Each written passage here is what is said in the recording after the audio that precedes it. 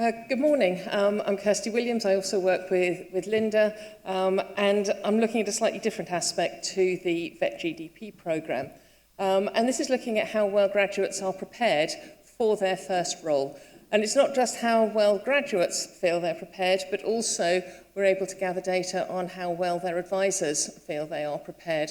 And in this instance, we can equate advisors to their employers as their employers. So what did we do?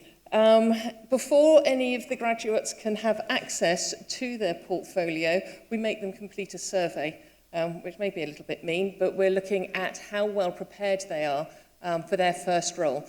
And we deliberately chose the term prepared. It's not a confidence issue, it's how well prepared they are.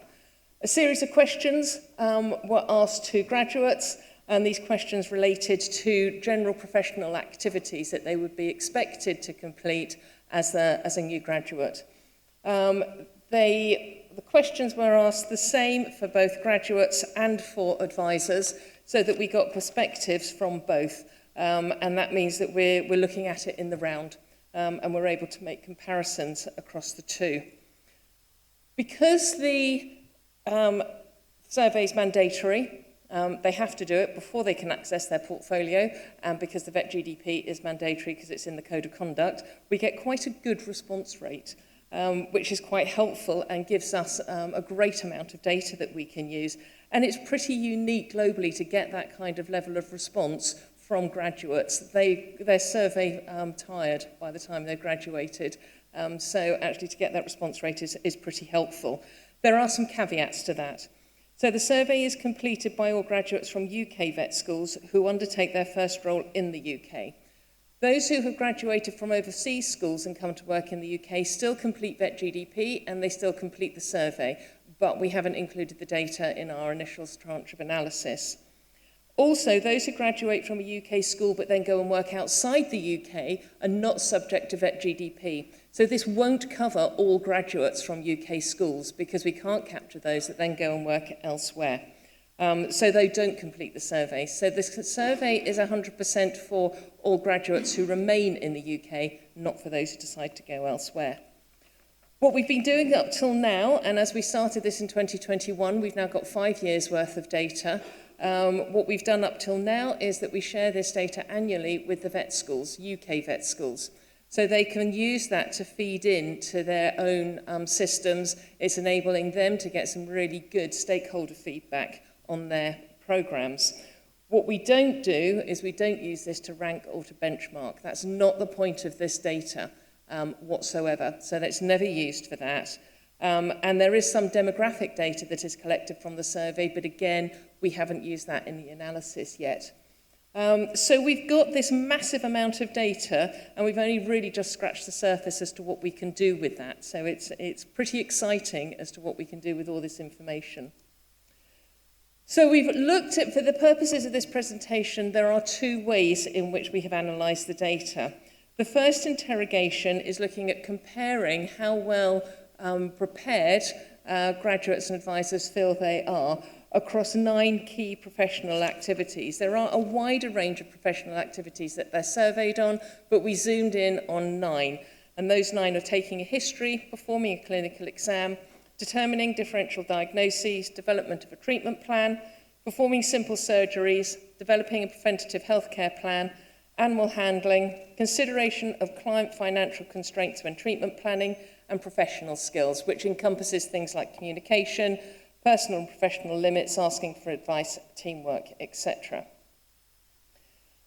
For each skill, the respondents are asked about 3 or 4 specific questions for each species domain, so that would be companion, equine, and production animal. So they could be asked a question on how do they take a history with a dog presenting with a cough, or taking a history of a horse presenting with colic. And each respondent scores their level of preparedness on a Likert scale between 1 and 5, with 1 being completely unprepared and 5 being completely prepared.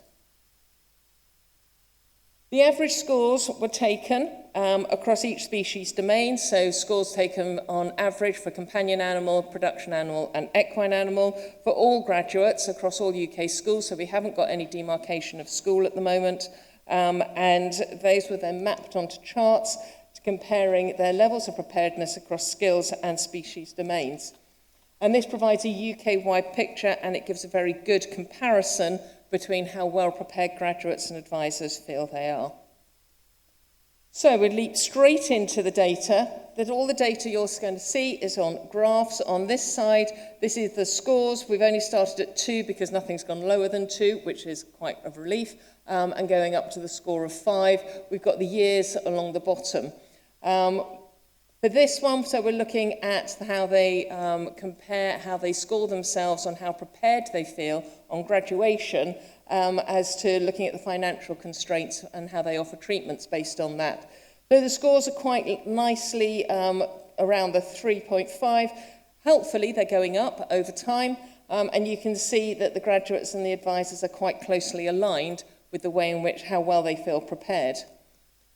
Another skill looking at their professional skills, so this is the communication, they're knowing their own limits, etc. Again, it's very nice to see that we've got quite high scores coming out here, and that graduates and advisors feel they are quite well prepared. They align very well with those scores. And now we're going to start to look at some of the clinical areas. And now for this, we have looked at the companion animal. Equine is in purple, production is in green. Hope you can see that at the back, with the graduate scores being in a paler colour and the advisor scores being a darker colour. You might be able to see some patterns as we go through these clinical skills and where things are sitting. Most of the time you will see that the paler lines for each one are higher than the darker lines, indicating that the graduates feel they are more prepared than their advisors feel. We've got these scores between 3 and 4, so they're actually really close together. They may look more spread out, but they're really close together. And to have these scores above 3, that's pretty positive. We're taking that as a positive level of preparedness. So that's taking a history. Performing an exam, again, a very similar picture. You can see there the scores, again, are coming out between 3 and 4. They're quite close together. And then we look at prioritising a differential diagnosis, again, a very similar pattern. But what you hopefully are seeing emerge is that they're scoring higher for their levels of preparedness for companion animal compared to the other species domain. What we haven't done in this is have a look at mixed practice. It's just dividing into those 3 key areas. Then we're looking at a treatment plan, and this is where the scores start to get a little bit lower. So we're very huddled, very tight between 3 and 3.5, but it's slightly lower. We were going up to the 4s with the other skills, and now we're going below that. Performing basic surgery. This is where the graduates and their advisors are feeling they are least prepared. This is not, the point of this presentation is not to speculate as to the reasons, but to be delivering the facts. Again, they're feeling a lot more confident in comparison with companion animal surgeries than they are with production animal and equine, which are sitting towards the bottom of the scale. Preventative healthcare planning, again, a very critical skill for a new graduate. Again, we've got the scores are going up slightly here, a wider range. And the advisors of production animal vets are feeling that they are less prepared. Very, very close correlation between graduates and advisors for companion animal. And then looking at handling and restraint, again, as you would expect, very high scores between 3.5 and 4.5. We then had a look at a different way of analysing the data, and this is a lot more granular. It's the same data, but we cut it in a different way. The responses were split into binary, so they were assigned as 1 if they were 3, 4, and 5 out of the 5, and 0 if they were less than 3, so 1 or 2. Scores of the graduates and advisors working in specific sectors were pulled out. So only graduates were looked at who were working in companion animal, only graduates from equine, only graduates from production animal, and so on. Mixed practice, again, hasn't been included in this. So we've got a much more granular range. These are all of the questions they were asked.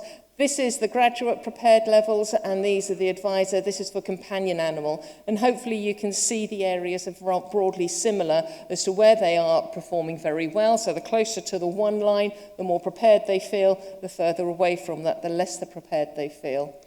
And then if we look at the comparison, if you look at what this graph is showing is that the closer to the 0 line in the middle, that's the more alignment there is with graduate and advisor perceptions. If we then look at equine skills, again, you can see the pattern is very similar, where they are doing well, both the graduates and advisors feel they are well prepared, and where they are less well prepared, again, there is alignment. For equine, it seems to be that graduates feel they are more prepared on the whole than advisors feel they are, much more to the right-hand side of that 0 line. And then we have another slide, and that's the division for production animals. And hopefully you can see again the patterns of alignment between advisors and graduates are very similar. So very quickly, in summary, because I know we're getting to the end of the 10 minutes now, graduates on average are having higher levels of perceived levels of preparedness than their advisors feel they are. So this is as they are coming out of university. The knowledge-based tasks tend to be scoring higher, so that'll be the history taking, that will be the performing an exam. So those are the things that they can learn about in theory in advance before they then go and practice. And the equine and production animal levels of preparedness are lower on average than those now for companion animals. That's it. Thank you very much. Thank you, Kirsty. We've got a few minutes for questions.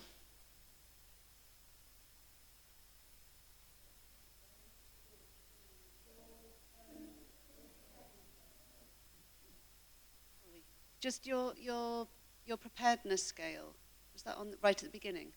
Well, the preparedness scale is a Likert scale 1 to 5. So 1 being they feel completely unprepared, and 5 being they feel completely prepared for that particular skill, presentation, or whatever on day 1 after graduation. So constructed from your day 1 skills list and then the scale.